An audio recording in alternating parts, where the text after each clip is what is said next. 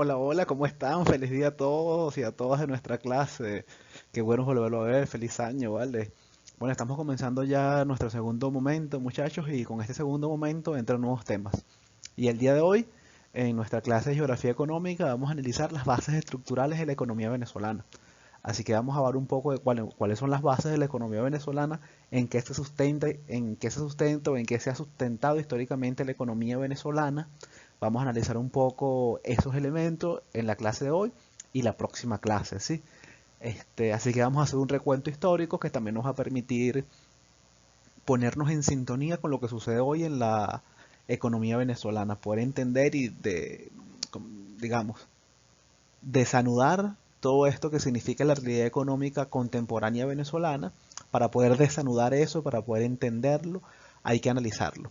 Y este análisis, bueno, se vale la herramienta histórica para poder comprender ciertos elementos de nuestra economía. Y estos elementos que vamos a analizar hoy de nuestra economía son aquellos referidos al petróleo. Porque cuando estamos hablando nosotros de las bases estructurales de la economía venezolana, que es el título de nuestro primer tema, ¿verdad? Cuando nos estamos hablando de esas bases, uno se remite al siglo XX. Y durante todo el siglo XX venezolano, o por lo menos durante los 90 años, durante 90 años del siglo XX venezolano, Venezuela, al principio de 1900 empezó a configurarse, a transformarse, a edificarse en una nación petrolera, donde el petróleo iba a ser la principal fuente de obtención de divisas en el mercado internacional. Es decir, la fuente de divisas, la fuente de dinero, donde Venezuela, bueno, iba a recaudar fondos para poder subsistir como nación y que sus ciudadanos también pudieran subsistir, pudieran vivir. Así que el petróleo a partir ya de 1900 empezaba a tomar fuerza, va a ser hasta 1917, luego hasta 1930, cuando el petróleo empieza ya definitivamente a desplazar la agricultura del panorama económico venezolano y empieza a tener un papel preponderante. Tan preponderante ha sido el papel del petróleo venezolano que es que la economía venezolana está sustentada en eso, pero también no solo lo económico, sino también el sistema político, así, el Estado venezolano también se empezó a elegir sus bases en función de una economía petrolera, en función de la obtención de recursos mediante la venta del petróleo. Y el Estado, como era el dueño, bueno, como es el dueño de la tierra, como es el terrateniente, es como el principal benefactor de esta economía y por lo tanto es un Estado, o se conformó históricamente un Estado bastante fuerte. Cuando entonces estamos hablando de las bases estructurales de la economía venezolana, estamos analizando un poco cómo funciona la estructura. Imaginemos el cuerpo humano, ¿sí? El cuerpo tiene piel, tenemos ojos, tenemos órganos, pero tenemos unos huesos, ¿verdad? Digamos, imaginemos entonces que vamos a analizar hoy cuáles son, bueno, esos soportes, como los huesos, ¿verdad? Los soportes de la economía venezolana. Y el soporte fundamental, vamos a decir, la columna vertebral de la economía venezolana va a ser el petróleo. Y por ser el petróleo el elemento fundamental de la economía venezolana, muchos economistas, sociólogos y estudiosos de este tema han catalogado a esta economía como una economía rentista, ¿sí? Hay un rentismo petrolero. Seguramente ya lo han escuchado porque además ya lo hemos abordado en otras clases. Ahora, cuando estamos hablando del rentismo petrolero, ¿a qué nos estamos refiriendo? Bueno, leemos acá el concepto que les coloqué. El rentismo petrolero es la situación histórica de una nación donde sus ingresos provienen fundamentalmente de un bien no producido. El ingreso se produce mediante una captación de los ingresos del mercado mundial. ¿Qué quiere decir este concepto, muchachos? Una economía petrolera, entonces, aquella economía, ¿verdad?, que vive mediante la venta del petróleo. En este concepto dice que el petróleo es un bien no producido. ¿Cómo es eso un bien no producido? Nosotros no producimos petróleo, profesor. No, nosotros extraemos petróleo. El petróleo no se produce, el petróleo se extrae. Es decir, el petróleo no se crea. El petróleo se extrae mediante, digamos, una serie de procesos, tantos mecánicos como químicos, etcétera, pero hay una extracción del petróleo. Nosotros no creamos el petróleo. El petróleo hay un proceso de extracción. Y nosotros vendemos eso. Digamos, hay algunos sociólogos, como es el caso de Fernando Coronil, que nos han dicho que Este modelo económico es un modelo que se basa en la mercantilización de la naturaleza, ¿sí? Que se basa en la venta de la naturaleza a otras porciones del mundo. ¿Y qué le estamos vendiendo de la naturaleza? Le estamos vendiendo el petróleo. Y como nuestra economía durante mucho tiempo se sustentó fundamentalmente con el petróleo, es decir, el 95% de los ingresos en divisas, el 95% de los ingresos de divisas en Venezuela, por lo menos creo que hasta el año 2011, 2013, eran fundamentalmente petroleros. Es decir, que de hecho caminábamos gracias al que el petróleo nos daba energía constantemente. Porque además esa venta del petróleo era lo más seguro que teníamos. Es decir, nosotros estamos seguros que podemos vender petróleo y por lo tanto vendemos eso. Y vivimos además de eso. Así que todos nuestros huevos, imaginemos, están en una sola canasta. La economía venezolana apostó a un solo elemento para poder sustentarse. No digamos desarrollarse, sino para poder sustentarse y poder sobrevivir en el tiempo. Ahora, el rentismo, ¿verdad?, que forma parte de la estructura económica venezolana, tiene unas bases. ¿Y en qué se sustenta el rentismo? Bueno, el rentismo tiene dos elementos fundamentales según Asdrúbal Batista, que es un economista venezolano, digamos, muy versado en estos asuntos del rentismo. Digamos, aquí Asdrúbal Batista nos dice en esto que está aquí, el rentismo se fundamenta en dos elementos. El primer elemento, el elemento A, es su relación con el mercado mundial, donde obtiene la renta, y el segundo elemento, el B, la renta que se obtiene la hace el Estado propietario de un bien nacional no producido. Es decir, las bases del petróleo primero va a ser una relación con el mercado internacional. Es decir, el petróleo va a tener valor en la medida que tenga una venta en el mercado internacional, que haya una comercialización en el mercado internacional. Si el petróleo, bueno, metido en el suelo venezolano está ahí como está ahorita, eso no vale nada si no se extrae. ¿Sí? Y precisamente ese proceso de extracción y ese proceso de venta va a cobrar valor en el mercado internacional. Porque el petróleo, bueno, ya sabemos la importancia del petróleo que mueve la economía porque es el combustible mundial. Porque ahí, bueno, hay unos derivados para el combustible mundial. ¿Ok? Así que sin esa relación con el mercado internacional no sería posible entender una economía venezolana. Y es por eso que se dice, muchachos, que Venezuela entró a la modernidad o entró al siglo XX cuando empezamos a vender petróleo, porque empezamos a tener una relación mucho más estrecha con el mercado internacional. Lo otro que tenemos que decir es que la renta, el otro elemento que dice Asdrúbal es que la renta que obtiene la hace por ser el Estado propietario de un bien nacional no producido. Es decir, ¿cómo se obtiene entonces el dinero? Mediante la venta del petróleo. ¿Pero quién obtiene ese dinero? ¿Le cae a la cuenta a cada venezolano? Nosotros sabemos que no es así, ¿verdad? Le cae a la cuenta al Estado Nacional.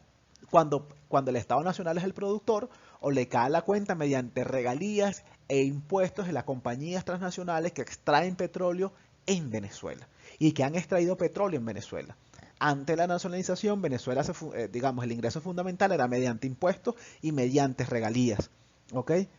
Ese era el ingreso fundamental de la economía venezolana, porque en ese momento, digamos, antes de 1976, cuando se produce la nacionalización del petróleo con Carlos Andrés Pérez, eran las empresas transnacionales las que producían el petróleo y esa producción de petróleo se vendía en el mercado internacional y el Estado obtenía esas ganancias mediante impuestos y regalías.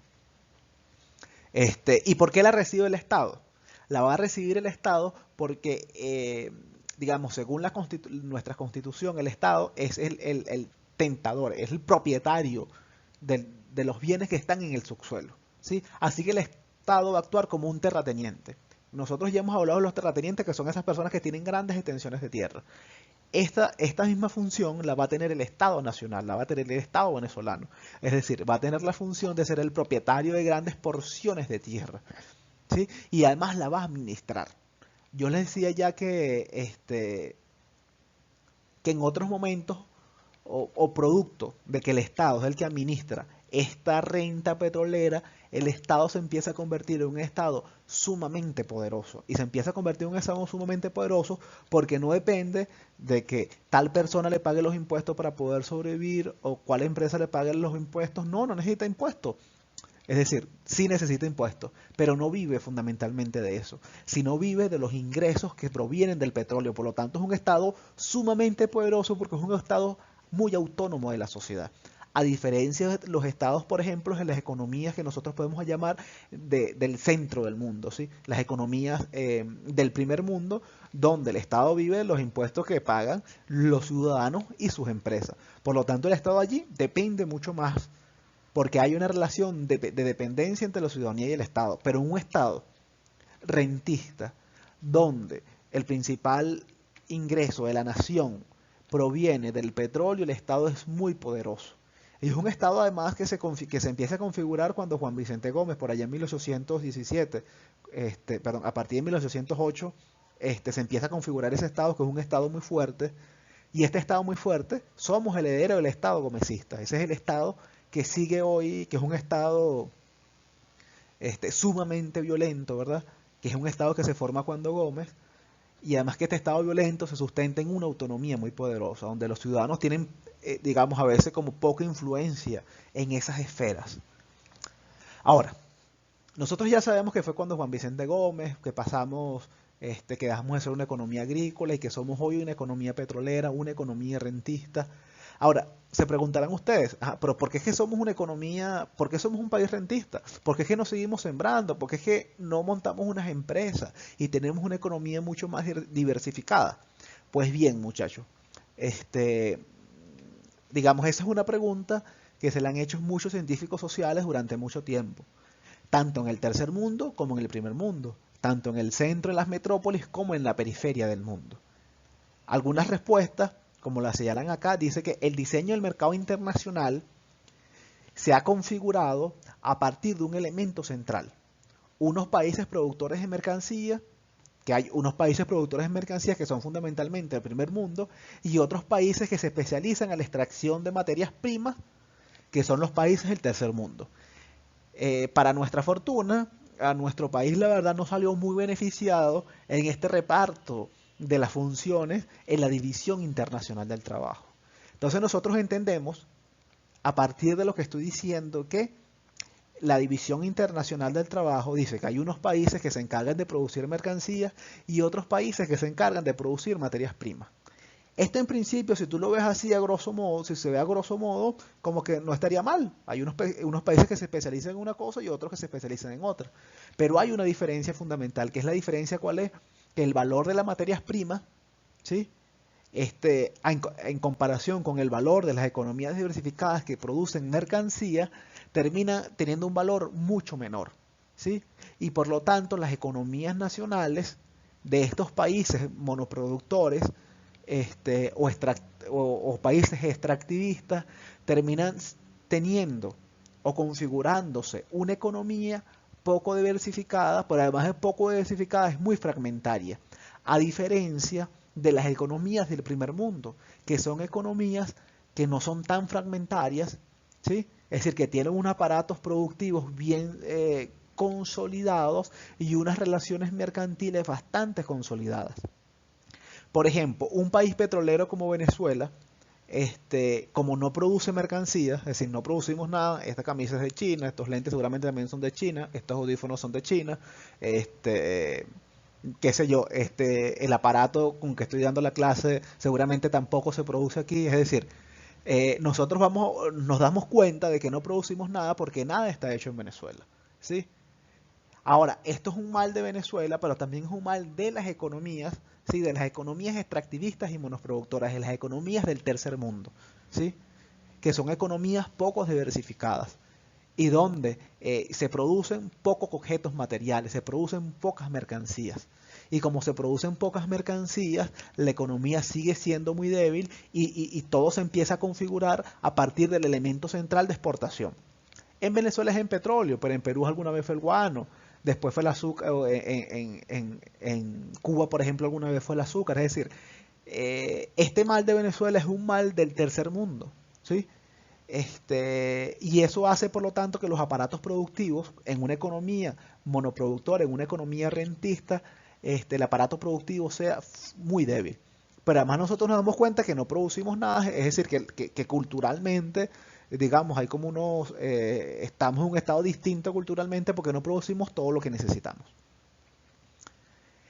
Esto es importante como señalar, muchachos, porque esta división internacional del trabajo hace que unos países se especialicen en ganar y otros países se especialicen en perder. ¿Y cómo es eso que nos especializamos en perder? Porque fundamentalmente por ser economías monoproductoras, por ser economías extractivistas, por ser economías poco diversificadas, lo que hace es acentuar esa situación. Lo que hace constantemente es acentuar la situación de que soy un país monoproductor y por lo tanto voy a acentuar mi situación de pobreza y desigualdad dentro de las naciones. Quiero que me entiendan porque entonces nosotros estamos viendo con esto que les estoy diciendo que el primer mundo y el tercer mundo son la misma cara, perdón, dos caras de la misma moneda que es la economía internacional, ¿sí? Que es la economía internacional. Es decir, que uno no puede, digamos, vivir sin el otro. El primer mundo no puede vivir sin el tercer mundo. ¿Por qué no puede vivir sin el tercer mundo? Porque necesita alguien que le produzca materias primas. Sin materias primas no se dinamiza la economía, pero los productores de materias primas son los menos beneficiados en la economía internacional. Así que nosotros tenemos ya de vista que la economía internacional y sobre todo el papel que se le ha asignado a los países del tercer mundo digamos, coloca a estos países en una situación bastante desventajosa. Ahora bien, Venezuela, como ustedes saben, ha tratado de salir de esto. Esto también se le conoce como la enfermedad holandesa, que ya lo vamos a que en una próxima oportunidad vamos a tratar esto que se conoce como enfermedad holandesa. Venezuela ha tratado como de salir de esto, ¿sí? Como de deslastrarse de esto. Y en 1936, Arturo Larpietro, un importante intelectual venezolano, publicó un artículo que se llama Sembrar el petróleo, donde nos decían, mira, el dinero que viene del petróleo vamos a tener que invertir en agricultura, en educación, para poder ser un país desarrollado. Y ahora yo me voy a despedir con esta pregunta. ¿Será posible sembrar el petróleo? ¿Será posible que con los ingresos petroleros, será posible que con los podamos transformar una economía monoproductora, una economía mucho más diversificada? ¿Será posible usar esos ingresos para poder desarrollar los otros ámbitos de la economía? Ahí se los dejo para la reflexión. Nos vemos luego, muchachos. Cuídense.